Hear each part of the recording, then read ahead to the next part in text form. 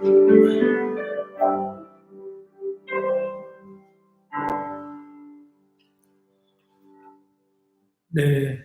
반갑습니다. 오늘 뜻하지 않게 영상으로 함께 예배 드리게 돼서 조금 늦긴 했지만 함께 예배할 수 있게 돼서 감사합니다. 상세한 안내는 예배 말미에 광고 시간에 더 추가로 드리기로 하고 우선 우리 하나님 앞에 함께 예배하도록 하겠습니다. 경건한 마음으로 우리 같이 기도하겠습니다. 여호와는 그를 경외하는 자, 곧 그의 인자하심을 바라는 자를 살피사 그들의 영혼을 사망에서 구하여 그 때에 그들을 살리시는도다. 우리 영혼이 여호와를 바라며 그는 우리의 도움과 방패시로다. 우리 마음이 그를 즐거워하며 우리가 그의 성호를 의지하였기 때문이로다. 여호와여, 우리가 주께 바라는 대로 주의 인자하심을 우리에게 베푸소서. 아멘.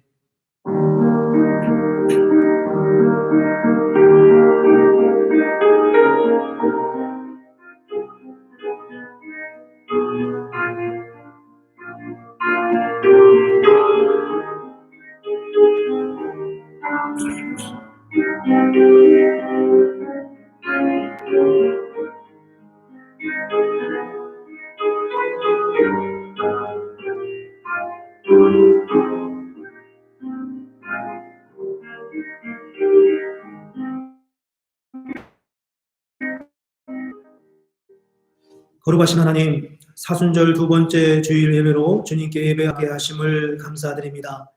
오늘 주님 이 땅에 오셔서 십자가에 죽기까지 성부 하나님께 순종하시고 우리를 위해 당신 자신을 다 내주신 그 놀라운 주님의 희생과 은혜를 기억하는 그런 사순절 기간입니다. 이 시간 주님의 그 은혜를 기억하며 우리가 경건한 마음으로 주님 앞에 나아갑니다. 사랑하시는 주님, 이 시간 저희의 예배를 받으시옵소서. 우리가 마음을 다하고 성품을 다하고 힘을 다하여 주님께 예배합니다. 주님, 이 예배 가운데 함께하여 주시옵소서. 오늘 우리가 특별한 사정으로 상황으로 영상 예배로 함께 참여합니다. 그 있는 자리에서 주님의 임재를 경험하게 하여 주시고 하나님의 은혜 없이 살 수 없는 우리의 믿음의 고백이 오늘 예배 우리가 특별히 전통 예배로 주님 앞에 드립니다.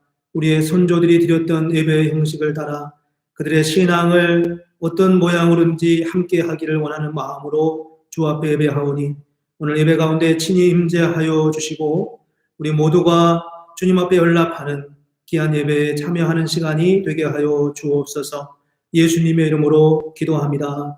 아멘. 다 같이 찬송가 14장 함께 찬송하겠습니다. 14장.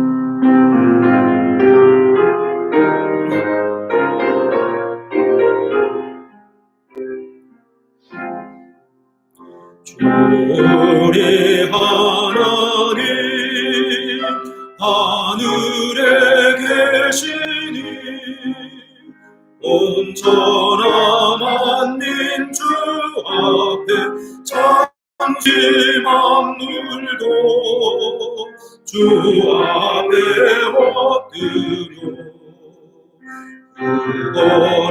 거룩하신 이름을 늘 높이네.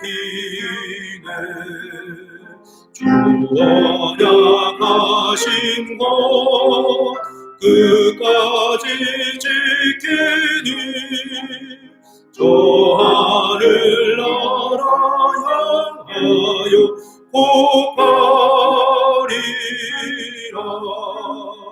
주 얼굴 배울 때 내 맘이 기쁘고 영원히 주의 영광을 찬양하리.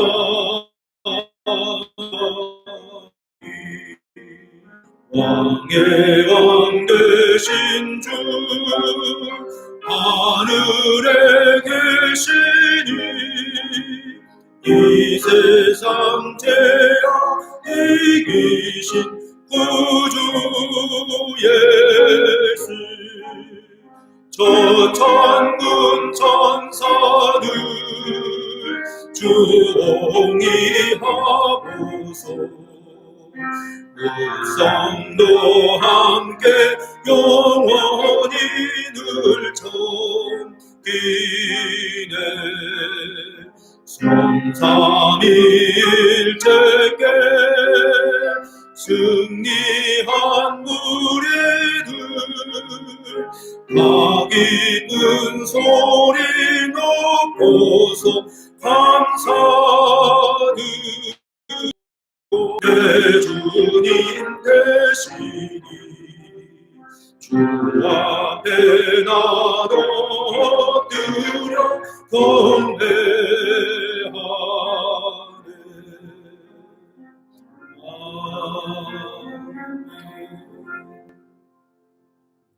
네, 오늘부터 전통 예배 스타일로 예배 드리면서 성시교독이 있는데 생각해 보니까 주보를 가지고 계시지 않으셔서 성시교독은 우리가 지나가야 될 것 같습니다. 이 시간 우리 함께 같이 참회 기도를 하나님 앞에 드리겠습니다. 사랑하시는 주님, 이 시간 주님 앞에 엎드려 우리의 죄와 허물을 바라보며 주님께 참회 기도를 드립니다. 우리에게 베푸신 은혜가 얼마나 크고 놀라웠는지요. 하지만 그 은혜에 향하게 우리 시간들을 돌아봅니다. 우리 안에 미움과 시기가 있었고 게으름과 나태함이 있었음을 고백합니다. 하나님의 은혜보다는 세상의 원리가 우리의 삶을 지배했던 적들이 얼마나 많았는지를 돌아보며 이 시간 주님 앞에 참회와 또 고백의 기도를 주님 드립니다. 주님, 우리 안에 헛되고 온전치 못했던 모습들을 용서하여 주시옵소서.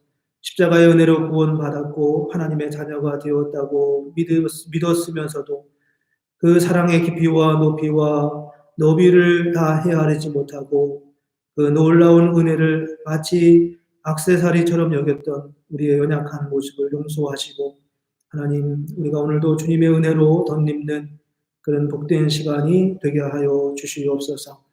계속해서 우리 하나님과 우리 자신만 하는 기도로 주님 앞에 고백의 기도를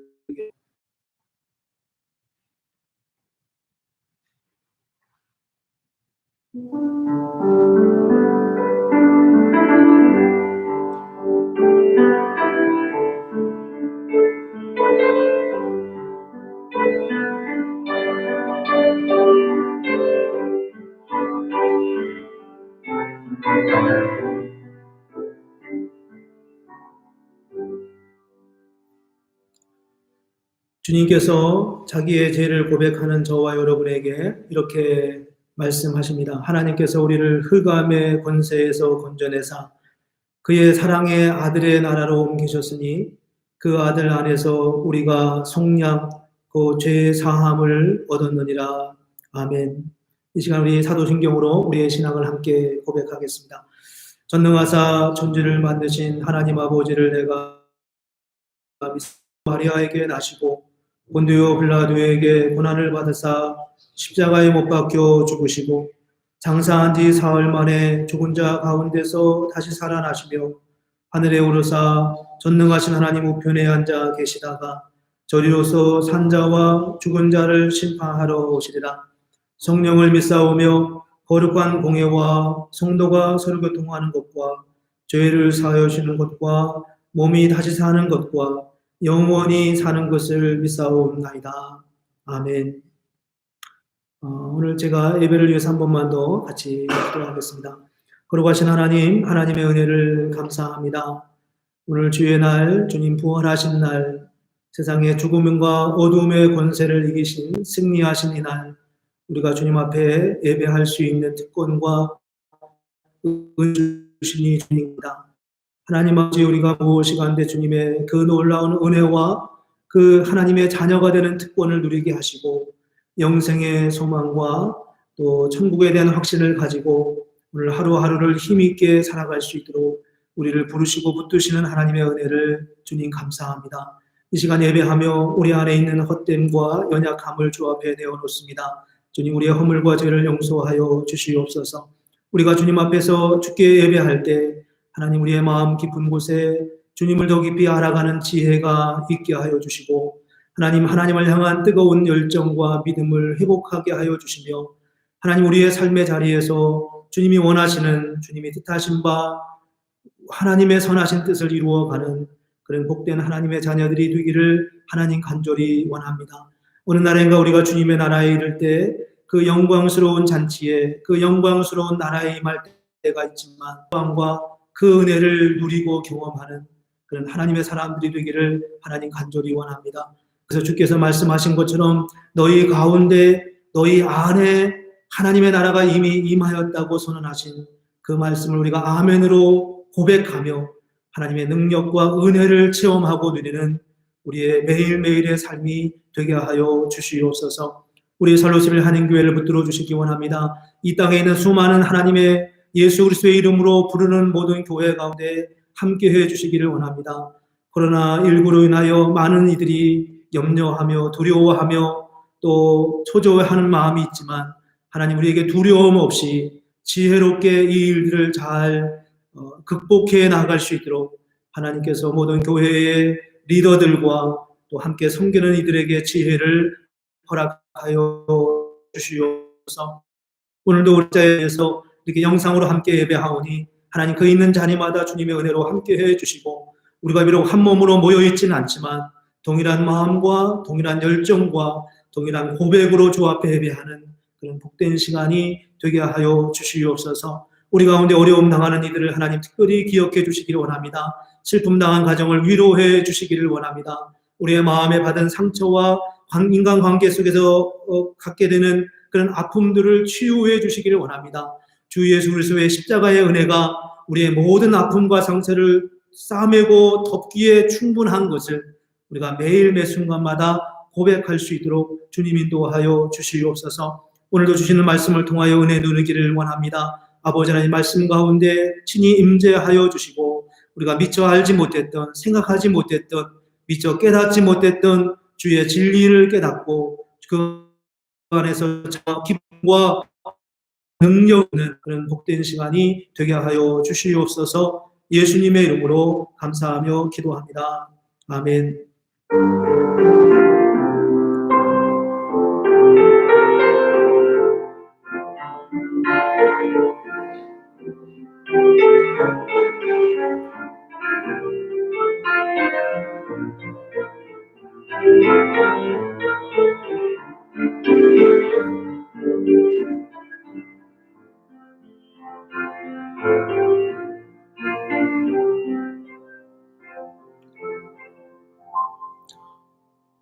네, 오늘 이제 이 시간에 성가대 찬양 시간인데요. 오늘 사실 아침에 성가대가 나와서 연습을 하고 녹음을 했습니다. 그래서 예배는 급하게 못 드리게 됐지만 녹음한 찬양을 보내드렸으면 좋겠는데 지금 기술적으로 급한 것 같습니다.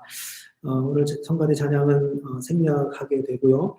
오늘 우리에게 주시는 하나님의 말씀을 함께 보겠습니다. 오늘 주시는 말씀은 로마서 8장 5절부터 11절까지입니다. 로마서 8장 5절부터 11절까지입니다.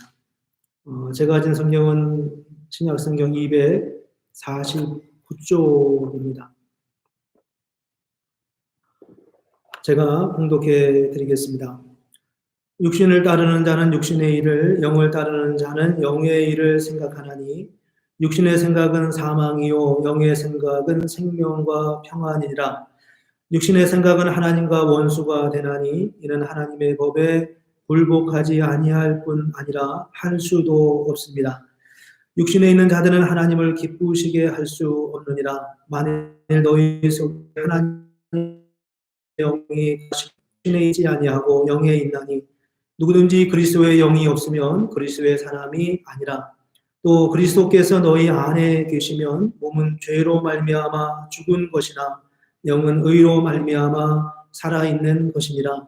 예수를 죽은 자 가운데서 살리신 이의 영이 너희 안에 거하시면 그리스도 예수를 죽은 자 가운데서 살리신 이가 너희 안에 거하시는 그의 영으로 말미암아 너희 죽을 몸도 살리시리라. 아멘.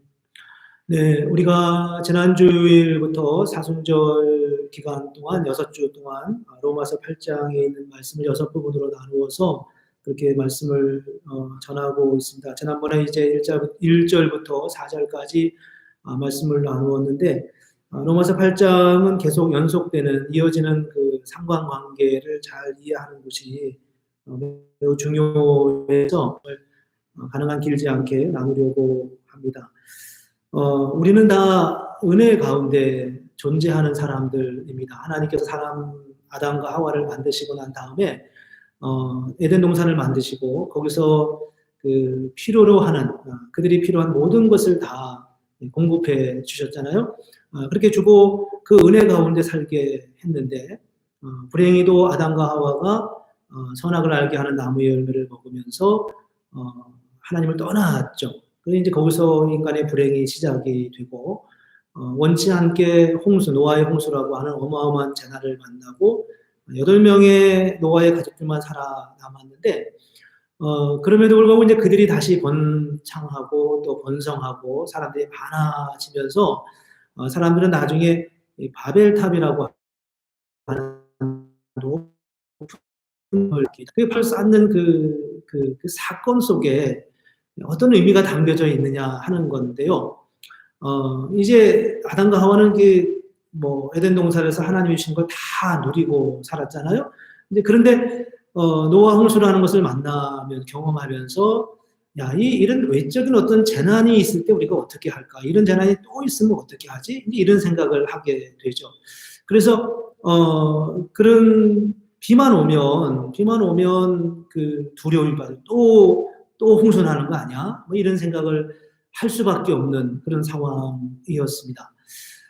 물론 하나님께서는 노아와 그의 가족들에게 무지개라는 걸 주셔서 하나님이 다시는 이 물로 그 세상을 멸망시키지 않겠다, 심판하지 않겠다라고 약속하셨지만 그건 하나님의 약속이고 사람들의 입장에서는 그걸 있는 그대로 받아들이는 거였죠. 그래서 그 사람들의 생각 속에 이제 높은 그 바벨탑이라는 것을 쌓습니다.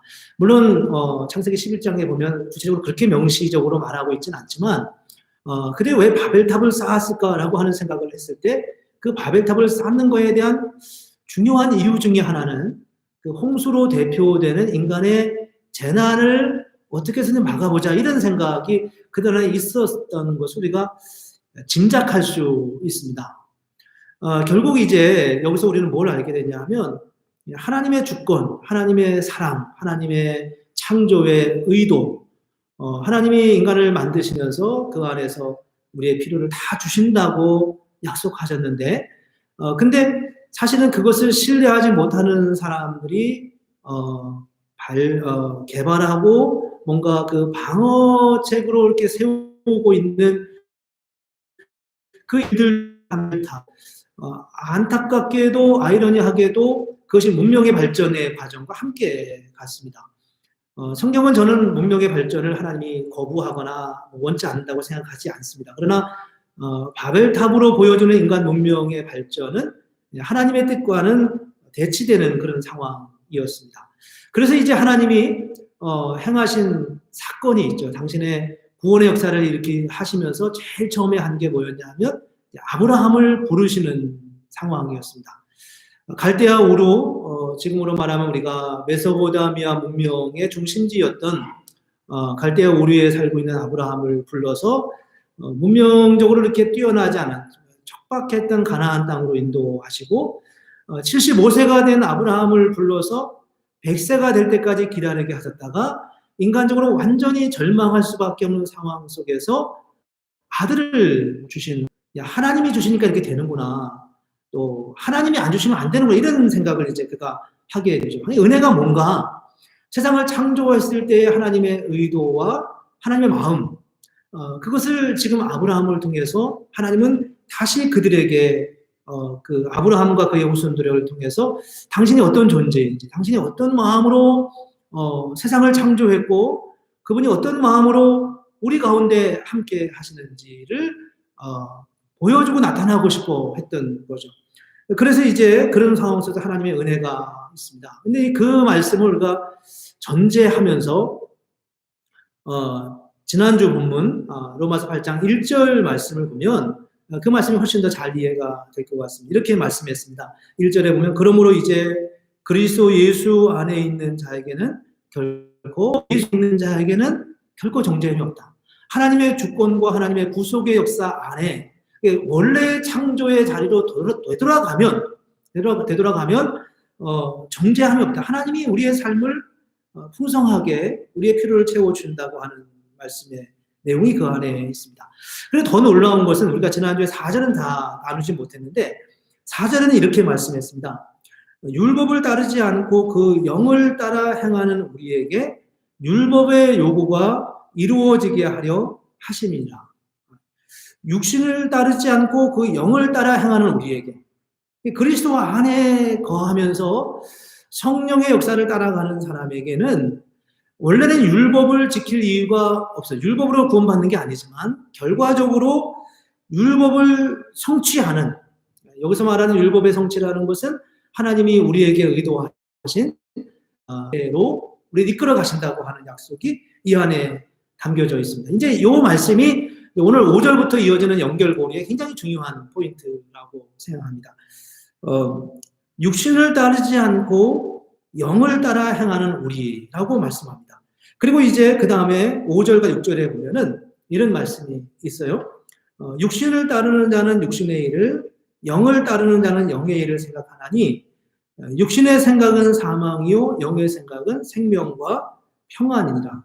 육신을 따르는 자와 영을 따르는 자의 길이 뚜렷하게 구분되고 있습니다. 그리고 육신의 생각은 사망이고 영의 생각은 생명과 평안이라고 말씀하고 있습니다. 여기서 생각이라는 게 뭘까요? 생각이라는 거는 어떤 이성적인 판단, 그런 거죠. 생각이 정신이고 어떤 판단입니다. 육적인 어떤 원리의 근거에 살아가는 사람은 결국 사망한다는 거예요. 결국은 멸망한다는 거죠. 그런데 여기서 영의 생각은 성령이 주시는 대로, 즉 풀어 설명한다면 하나님의 주권과 하나님의 이끄심, 하나님의 원래의 의도를 따라 살아가면 그 결과는 생명과 평안이다고. 하나님의 원래의 의도가 뭘까요? 하나님의 원래의 의도. 에덴 우산을 만드시고 하나님께서 그 아담과 하와에게 풍성한 은혜를 주셨던 것처럼 말이죠. 아브라함을 불러서 75세가 된 그 노인 아브라함, 그리고 99세가 되고 100세가 된 그 아브라함을 통해서 아들을 주시는 그런 역사, 그런 성령의 주권과 하나님의 리더십, 하나님의 이끄심을 고백하고 그렇게 살아가는 사람들에게 말씀하고 있습니다. 이 말씀을 이제 저는 우리가 잘 아는 성경의 인물을 통해서 하나 잠깐 나누려고 하는데, 그 사람이 다윗이죠. 다윗의 이야기를 우리는 뭐 너무 잘 아니까 우리가 한두 가지만 간단하게 살펴보면, 다윗이 사실 왕으로 그 기름 부음을 받은 다음에도 그 사울왕 밑에서 아주 고생을 많이 했잖아요. 뭐 사울이 창을 던져서 다윗을 죽이려고 하기도 했고, 또 그 다윗이 도망가자 군사를 막 수천 명씩 끌고서 다윗을 찾아다니고 그런 적도 있었죠. 그런데 그 결정적으로 사울 왕이 다윗을 죽이려고 했지만 다윗이 사울 왕을 죽일 수 있는 결정적인 찬스가 최소한 2번 정도 우리가 아는 대로 있었습니다. 그 찬스가 언제 있었냐면 이제 사무엘상 23과 24장에 나오는 스토리는 이런 사건입니다. 다윗이 사울 왕과 그 수천 명의 군사들이 쫓아오자 급한 마음으로 한 동굴에 숨었는데, 그 사울 왕이 급한 볼일이 생겨서 동굴에 가서 이제 볼일을 보는 거예요. 그 상황 속에서 다윗이 사울 왕을 죽일 수 있었지만 죽이지 않고 그의 사울 왕의 겉옷 자락을 살짝 한 곳을 베고 그걸 가지고 있다가 사울 왕이 이제 밖에 나가자 뒤따라가서 다윗이 그 사울 왕에게 아주 소리를 치면서 이렇게 말합니다. 내가 왕을 죽일 수 있었지만 죽이지 않았다. 나는 정말 왕을 하나님이 보내신, 하나님이 세우신 왕이라고 나는 인정한다. 나는 왕을 한 번도 배반할 마음이 없었다. 당신 주변에 많은 사람들이 다윗이 당시 항변하고 자기의 본심을 드러내죠. 그런 상황이 이제 있었습니다. 그리고 또 그 다음에는 밤에 사울이 이제 야전에서 그 다윗을 추격해 오다가 밤에 잘 때 그 진영에 들어가서 이 사울 왕을 죽일 수 있었지만 죽이지 않고 그의 칼과 또 그가 쓰는 물병을 가지고 나와서 죽일 수 있었지만 죽이지 않았다라는 것을 이제 증명하려고 무던히나 애를 씁니다. 근데 이제 우리가 그 상황에 한번 들어가서 생각해 보면, 우리가 이제 우리 입장에서 한번 생각해 보는 거예요. 나는 어떻게 했을까? 나는 과연, 그 상황에 들어갔으면, 다윗처럼 그렇게 사울왕을 죽이지 않고 그냥 올 수 있었을까? 지금 이제 우리는 이제 여기서 어떤 하나님 개념입니다. 지금 나를 향해서 지금 칼을 들고 오는 사람에게 이건 내가 그 사람을 죽여도 정당방위잖아요. 어떻게 보면 요즘 논리로 말한다면 정당방위일 수 있는 거죠. 그럼에도 불구하고 다윗이 사울을 죽이지 않았어요. 그럴 수 있는 이유가 어디에 있었을까 하는 거죠. 그게 뭐냐 하면 바로 하나님이 행하신다고 하는 고백이, 믿음이 그에게 있었기 때문에 하나님이 하시는 거다. 내가 하는 게 아니라 하나님이 하시는 거다. 우리가 이런 고백을 늘 하지 않습니까? 근데 이 고백이 무엇을 의미하냐 하면 바로 창세기 1장 2장에 하나님이 아담과 하와를 만드시고 그의 필요를 다 채워주신 사건 속에서 우리가 볼 수 있는 거예요. 아브라함을 부르시고 75세가 된 아브라함, 99세가 된 아브라함, 100세가 된 아브라함에게 아들을 주시는 하나님. 하나님이 하시는 거죠. 하나님 당신이 의도하신 대로 우리의 삶을 이끄시고 인도하시는 그 하나님의 주권과 역사를 믿을 때 비로소 가능한 반응이 오늘 이 다윗이 보여주셨던 그런 반응이었다는 것입니다. 그런 면에서 이제 오늘 이 다윗의 사건, 그리고 오늘 본문에서 말씀하는 육신을 따르는 자와 영을 따르는 자, 육신의 생각과 영의 생각이 어떻게 다른가? 영의 생각, 하나님이 내 삶 가운데 함께 하신다고 하는 이 분명하고 확실한 사실을 믿고 가는 사람과 그렇지 않은 사람의 운명은 전혀 다르다는 겁니다. 누가 어떻게 다윗과 같은 상황 속에서 사울에게 칼을 겨누지 않을 수 있었겠어요? 그건 자기 방어를 해서 충분히 해야만 하는 일이었고 마땅히 그렇게 옳은 수 없었을 것입니다. 그런데 문제는 하나님은 다윗과 같은 그런 고백을 하는 사람들, 고백하는 그 다윗을 통해서 하나님의 역사가 이루어졌는데 어떻게 이루어졌냐 하면 다윗이 이스라엘의 왕이 되고 그리고 사울과 사울의 가문과 사울의 지파를 품어안은 겁니다. 저는 이제 이스라엘 역사를 보면서 가장 놀라운 사건 중에 하나가 뭐냐면 이 다윗이 이제 왕이 되잖아요. 왕이 되고 한 7년 반 동안은 부분적인 왕이 됐습니다. 나중에 10지파는 다윗에게 합류하지 않고 두 지파, 유다 지파와 또 다른 지파만 다윗과 함께 이제 다윗 통치 안에 들어왔는데 놀라운 것은 그 또 한 지파가 어느 지파냐 하면 바로 사울 왕이 속해 있던 베냐민 지파였다는 거예요. 그리고 다윗은 나중까지 이 사울의 자손들을 잘 그리고 잘하고 여기서 이제 다윗이 보여주는 그런 아주 탁월하고 놀라운 그런 모습을 보여주고 있습니다. 과연 이렇게 할 수 있는 일이 어디 있었는가? 그것은 하나님의 주권과 하나님의 인도하심 그리고 하나님의 역사의 주관자라고 하는 것을 다윗이 얼마나 중요하게 분명하게 믿었는가 하는 것을 보여주는 사건입니다. 그래서 이제 오늘 7절에 보면은 이렇게 말씀하고 있습니다. 육신의 생각은 이런 하나님의 주권과 하나님의 은혜를 인정하지 않는 바벨탑을 쌓았던 하나님이 신이 또 노해서 홍수를 일으키면 어떻게 하지? 우리가 방어해야지. 이렇게 생각하는 그런 류의 사람들, 그런 사고방식, 그런 생각들은 하나님과 원수가 되나니 이는 하나님의 법에 굴복하지 아니할 뿐 아니라 할 수도 없습니다. 하나님의 주권을 인정하지 않는 사람은 하나님의 법에 굴복하지 않을 뿐만 아니라 굴복할 의지가 없을 뿐만 아니라 또 굴복할 수도 없다 그랬어요. 굴복할 수도 없다. 인간적인 의지로는 그 일을 전혀 이룰 수 없다고 말씀하고 있는 것입니다.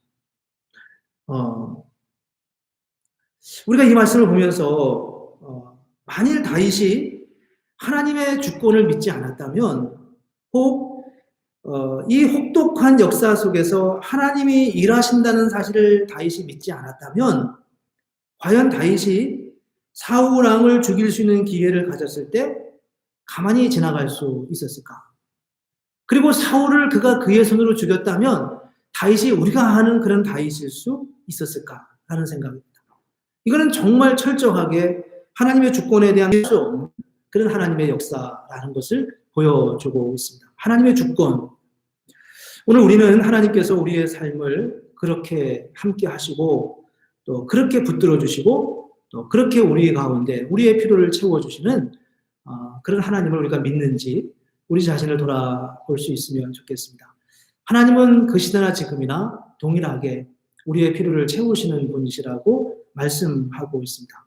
그분을 우리가 인정하고 믿을 때 그분을 우리가 말로 다 할 수 없는 그런 은혜로 우리의 삶을 회복하고 함께 하시는 것을 약속하셨습니다. 이제 이어지는 그 9절부터 11절 말씀은 이제 그런 하나님과 어떻게 우리가 함께 가야 되는지에 대해서 말씀하고 있는데요. 오늘 8절에 보면 이런 말씀이 있습니다. 만일 너희 속에 하나님의 영이 거하시면 너희가 육신에 있지 아니하고 영에 있나니 누구든지 그리스도 영이 없으면 그리스도 사람이 아니라. 너희 속에 하나님의 영이 거하시면, 영이 하나님의 성령이 우리 안에 거하시면 성령과 우리가 하나가 되는 겁니다.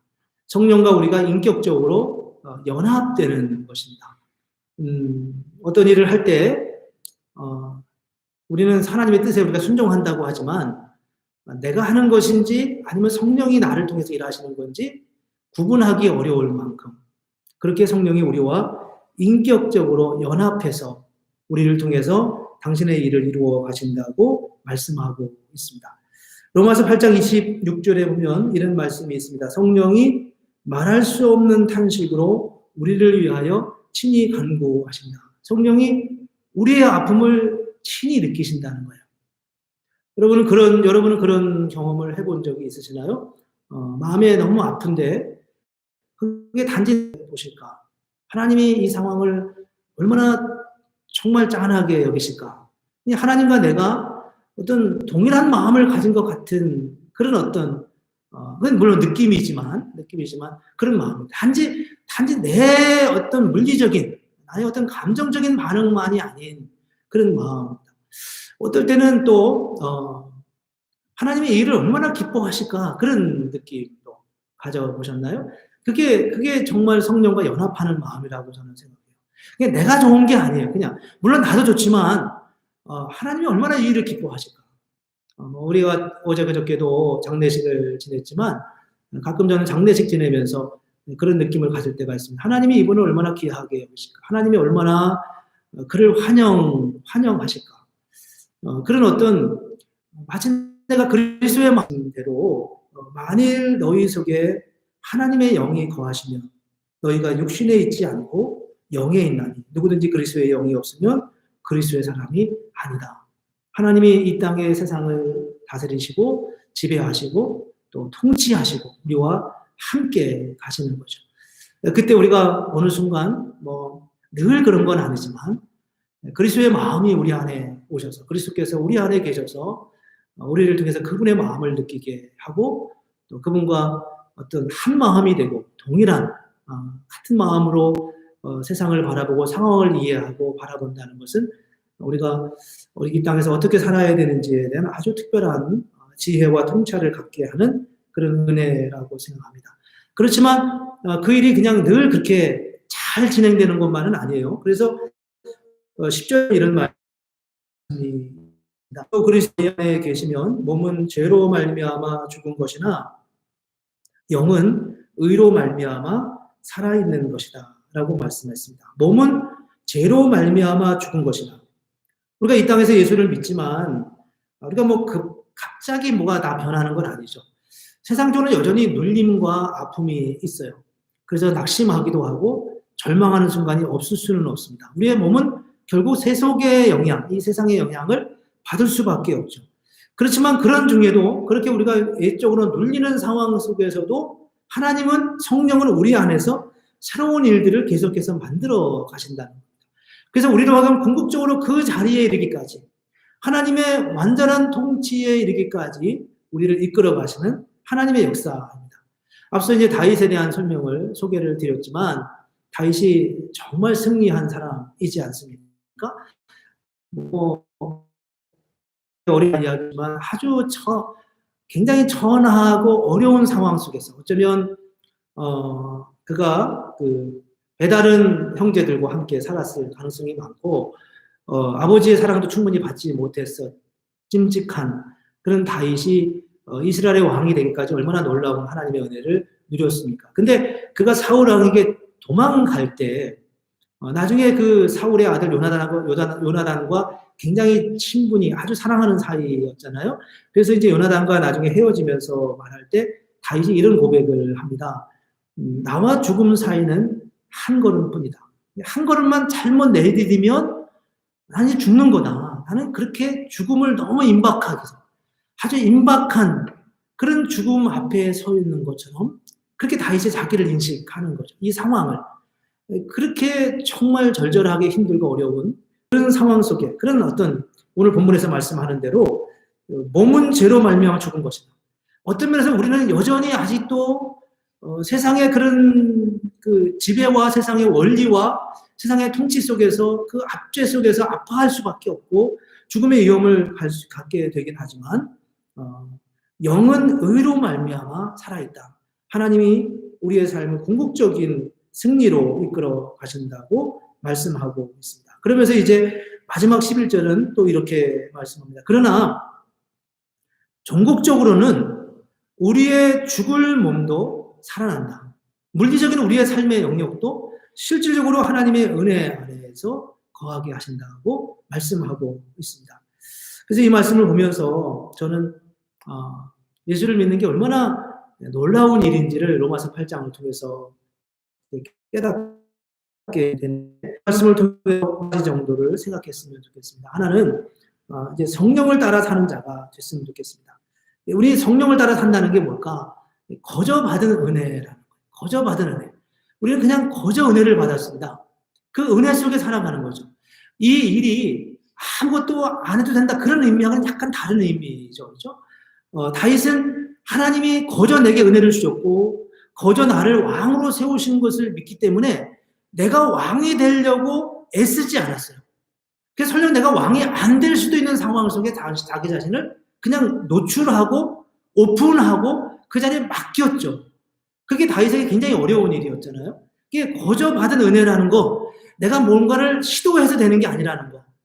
내가 사울왕의 목을 쳐야 내가 왕이 되는 게 아니라 그 일은 하나님이 하시는 거다. 이 고백이 바로 거저 주시는 은혜라고 하는 고백에 이어지는 나타나는 게 안 되는데 이렇게 생각하지만 사실은 이것은 세상의 원리와는 전혀 다른 방향으로 살기를 결단하는 것과 아주 기묘하게 연결되는 고백입니다.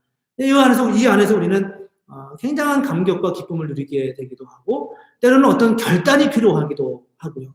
그래서 성령을 따라 사는 자, 하나님이 주관하시고 하나님이 다스린다고 하는 그 은혜, 그 고백이 우리에게 굉장히 감격스러운 고백이지만 때로는 또 우리에게 어떤 힘든 결정을 하게 하는 그런 고백일 수도 있습니다.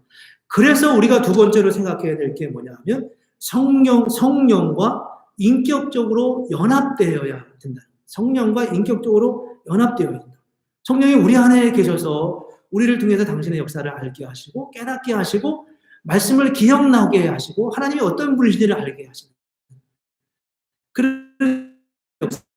그거 성령과 인격적으로 연합되어서 어떤 아픈 상황이 봤을 때 그냥 내가 긍휼히 여기는 게 아니라 그리스도의 마음으로 그 상황을 보는 거죠. 기쁜 일이 있을 때 하나님의 마음으로, 그리스도의 마음으로, 성령의 마음으로 그 상황을 보는 거예요. 하나님이 얼마나 저희를 기뻐하실까.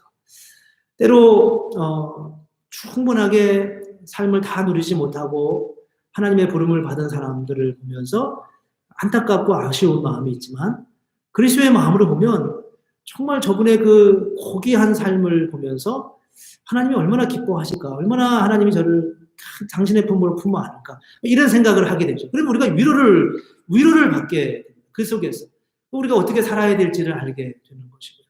이것은 어떤 논리적으로나 이론으로 할 수 없는 그런 하나님의 신비스러운 은혜의 역사 속에서만 경험하는 그런 은혜라고 생각합니다. 우리가 이 은혜 속에서 휘둘리지 않고 하나님의 은혜를 누리며 살아가려고 한다면 정말 그리스도의 은혜가 필요하고 이런 복음적인 우리의 고백과 확신이 있어야 합니다. 오늘 본문에서 육신을 따르는 자는 육신의 일을, 영을 따르는 자는 영의 일을 생각한다, 판단한다는 거죠. 우리가 어떻게 하나님을 알 수 있는지, 하나님의 역사 속에 우리가 어떻게 참여해야 되는지 잘 분별하고 또 그 은혜를 누리고 살아가는 그런 은혜가 있었으면 좋겠고, 특별히 코로나19로 인해서 우리가 정말 어떻게 해야 되는지 분별하기 어려울 때도 있는데, 이런 상황 속에 하나님의 마음은 무엇일까를 생각하면서 우리 교회와 또 여러분들의 삶의 자리에서 하나님의 더 큰 은혜를 누려가는 그런 은혜가 있기를 주님의 이름으로 축복합니다. 잠깐 기도하겠습니다. 거룩하신 하나님, 하나님의 은혜를 감사합니다. 오늘 복음의 놀라운 비밀을 우리가 함께 나누며 하나님, 우리가 하는 것이 아니라 우리가 성령의 영을 따라 살아가는 영의 생각을 하는 그런 하나님의 사람들이 되기를 원합니다. 이미 주시는 은혜를 우리가 누리고 지금도 주님께서 여전히 우리 가운데 함께 하시기에 우리가 그 믿음을 가지고 오늘의 삶의 자리에서 바른 분별력을 가지고 주님과 함께 동행하며 성령께서 우리 안에 계셔서 우리를 통해 이루시는 하나님의 능력, 하나님의 은혜, 그 놀라운 축복의 역사에 세계에 참여하는 그런 하나님의 사람들이 되게 하여 주시옵소서. 예수님의 이름으로 기도합니다. 아멘. 네, 오늘 헌금은 이제 각자 하시고 나중에 또 다른 방법으로 여러분들에게 안내를 하게 드리겠습니다. 오늘 광고 말씀드리겠습니다. 오늘 임하려고 해요.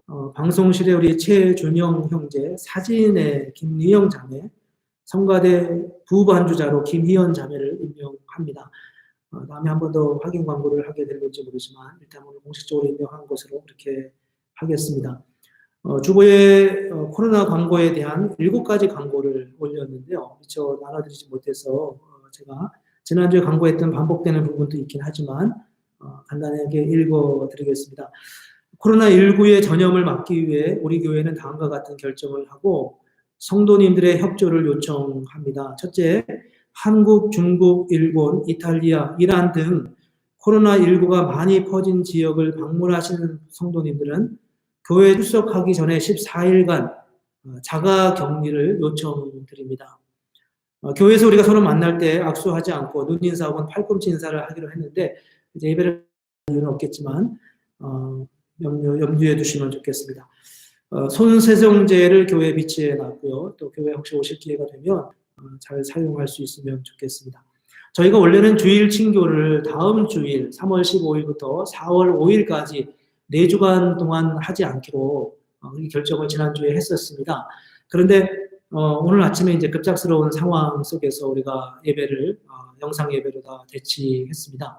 이유는 우리가 지난 그 게일로드라고 하는 호텔이 워싱턴에 아주 큰 호텔이 있는데 거기서 지난 2월 26일부터 2월 29일까지 그 공화당 전당대회인가요? 약간 큰 모임이 있었고 그 트럼프 대통령과 부통령도 참여했던 그런 모임인 것 같습니다. 그런데 거기에 이제 확진자가 어제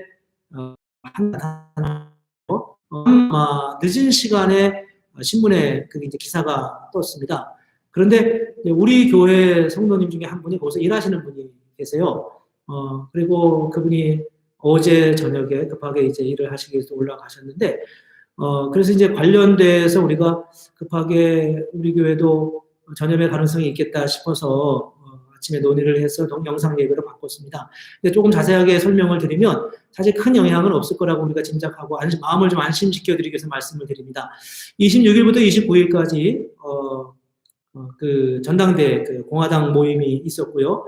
우리 교회에서 일하시는 그 성도님은 3월 1일부터 수요일까지 3월 4일까지 거기서 일을 하셨고 목요일 날 3월 5일 날 내려오셔서 3월 7일 어제 저녁에 이제 다시 일하러 올라가셨습니다. 근데 어제 그런 상황이 되고 우리가 이런 결정을 했는데 또 우리 같이 사시는 배우자께서 교회에서 이렇게 섬기시는 시간이 있었기 때문에 그런데 실제로 그 일하시는 분은 그 지난번 있었던 공화당 전당대회 그대 모임과 동선이 시간적으로도 겹치지 않고 또 공간적으로도 겹치지 않는다고 합니다. 그래서 사실은 실질적으로 큰 문제는 없을 거라고 생각하지만 또 우리가 좀 이런 부분을 좀 약간 과하게라도 우리가 대처하는 것이 옳다고 생각이 되고 이 심각성을 우리가 알기 때문에 우리가 오늘 이렇게 급하게 동영상 예배로 바꾸게 되었습니다. 지금 이제 앞으로 어떻게 하게 될지 우리가 좀 더 의논을 해서 다음 진행 상황들을 알려드리게 될 것 같고요. 모쪼록 교회를 위해서 또 어려움 당하는 분들을 위해서 기도해 주시고 또 우리가 최대한 주의해야 되지만 이것이 너무 또 공포나 또 빠지지 않도록 더 기도에 힘쓸 수 있으면 좋겠습니다. 이게 개인적인 생각으로는 새벽에는 제가 나와서 뭐 기도해도 되면 기도하고 문을 열어놓으려고 하는데 그런 시간은 괜찮지 않을까 싶습니다. 물론 이제 의논해서 또 문제가 된다면 우리가 또 다른 안내를 해드리게 될 거고요. 주로 개인적으로나 또 교회적으로 와서 기도하기를 원하시는 분들은 현재 제 생각으로는 가능할 듯 싶은데 어쨌든 여러분 그렇게 아시고 다음 계속해서 알려드리는 말씀에 귀를 기울이시면 되겠습니다. 교회 외에 지금은 교회도 같은 입장이 되긴 했는데 대중이 모이는 교시나 원거리 출타는 가능한 줄여주시면 좋겠고 저도 내일 모레 노회가 계획되어 있는데 아무래도 이제 못 가겠다고 이미 마음을 먹긴 했지만 이런 상황에서 더더군다나 그렇게 해야 될 것 같습니다. 많은 기도를 요청드립니다. 3월 22일 다음 주입니다. 우리 교회가 김용진 선교사님 예배를 어떻게 하게 될지 모르겠습니다. 어제 시점으로 우리가 생각하면 2주 후기 때문에 14일이 끝나게 돼서 예배를 드릴 수 있는 결정을 하게 될지도 않을까 싶긴 합니다. 근데 의논한 다음에 이제 말씀을 드리고요. 그리고 김용진 선교사님이 오시면서 혹시 교회가 어떤 도움을 줄 수 있는지 여쭤봤는데 스마트폰이나 노트북 컴퓨터 같은 것들이 있으면 좋겠다. 혹시 기증해 줄 수 있는 분들이 있으면 좋겠다는 말씀을 주셨습니다. 혹시 이런 것을 교체하거나 바꾸는 과정 속에서 기증할 수 있는 여력이 형편이 되시는 분이 있다면 기증해 주시면 도움이 되겠습니다. 네, 또 부족한 광고는 찬송하고 같이 오늘 축도함으로 마치겠습니다. 네, 219장 주 하나님의 사랑은 함께 찬양하겠습니다.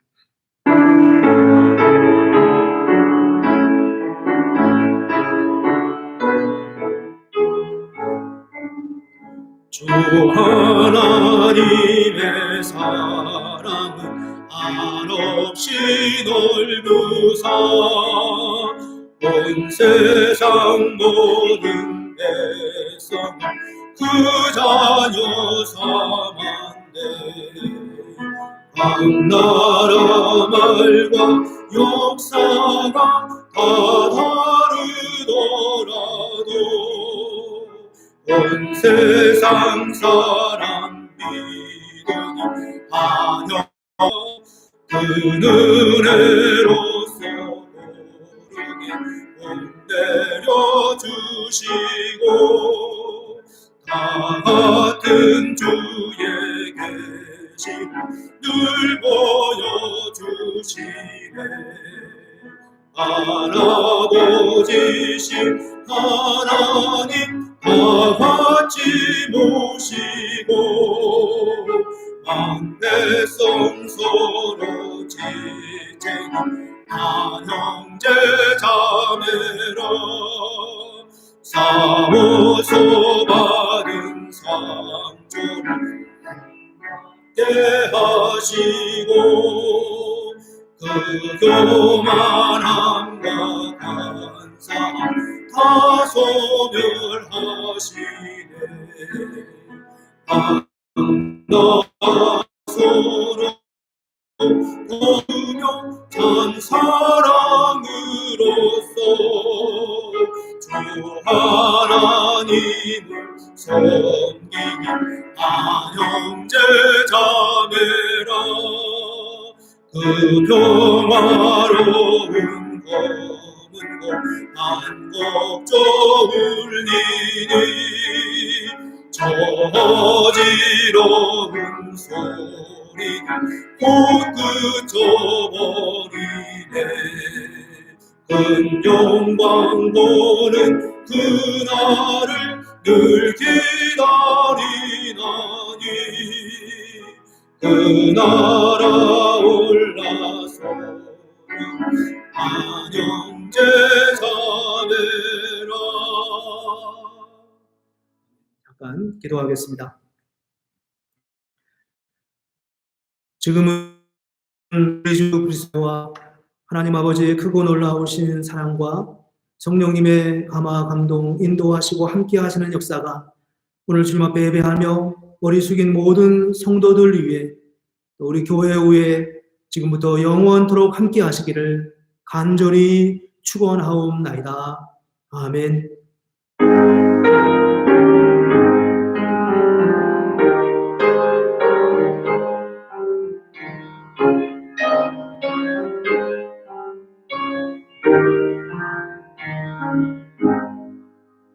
네, 감사합니다. 동영상 예배 참여하시는 분들은 나중에 간단하게 참여하시는 의사를 보여주시면 참조하도록 하겠습니다. 감사합니다.